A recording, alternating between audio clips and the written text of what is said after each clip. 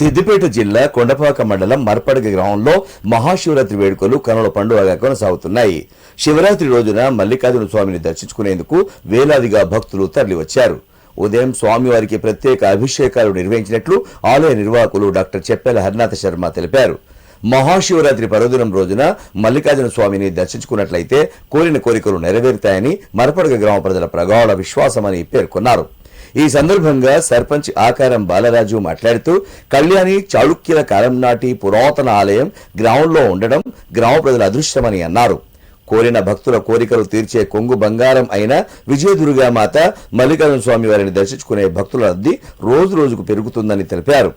ఆలయానికి వచ్చే భక్తులకు ఎలాంటి ఇబ్బందులు కలగకుండా ఆలయ కమిటీ సభ్యులు ప్రత్యేక ఏర్పాట్లు చేసినట్లు వివరించారు.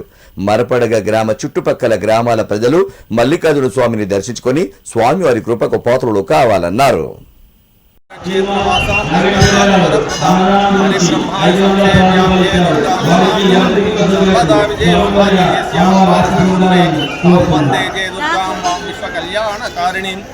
సిద్దిపేట జిల్లా కొండపాక మండలం మర్పడగ గ్రామంలో కళ్యాణి చాట్కాలంలో వచ్చినటువంటి విజయదుర్గా సమేత సంతాన మల్లికార్జున స్వామి క్షేత్రంలో శివరాత్రి బ్రహ్మోత్సవాలు అత్యంత వైభవపేతంగా జరుగుతున్నాయి. ఈరోజు శివరాత్రి బ్రహ్మోత్సవం వేలాది మంది భక్తులు స్వామివారిని దర్శించుకుని అభిషేకం చేసుకుని తరిస్తున్నారు. ఈరోజు రాత్రి 11 గంటలకు శివ కళ్యాణోత్సవం ఉంటుంది. తర్వాత 12 గంటలకు లింగోద్భవకాల మహాభిషేకం ఉంటుంది. రేపటి రోజున పూర్ణాహుతి అండీశ్వరికి అభిషేకం అన్నప్రసాద వితరణ జరుగుతుంది.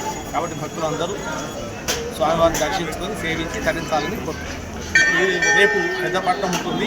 ఈరోజు రాత్రి నుంచి రేపటి వరకు ఉపకథా కార్యక్రమం కూడా ఉంటుంది. కాబట్టి అగ్నిగుండాలు కూడా ఉంటాయి కనుక భక్తులందరూ పాల్గొనవలసిందిగా కోరుతున్నారు. మహాశివరాత్రి వేడుకలు ఘనంగా జరుగుతున్నాయి.